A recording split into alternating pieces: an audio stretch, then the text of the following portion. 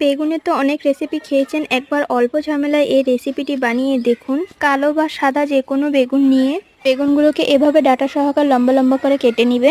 তারপর ভালোভাবে ধুয়ে নিয়ে লবণ এবং হলুদ গুঁড়ো দিয়ে মেখে কড়াইয়ে তেল দিয়ে তেলটা গরম হয়ে যাবার পর এক এক করে বেগুনগুলোকে দিয়ে ভালোভাবে ভেজে নেবার পর এইভাবে লাল লাল হয়ে আসলেই বেগুনগুলোকে উঠিয়ে নিয়ে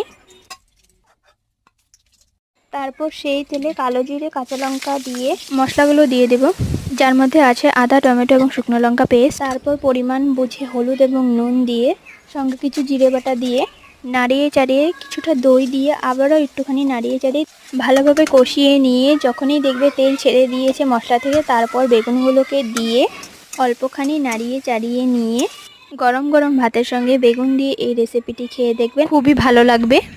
খুবই সহজ এবং সরল পদ্ধতিতে এই রান্নাটি করা হয়, আপনারাও ট্রাই করবেন।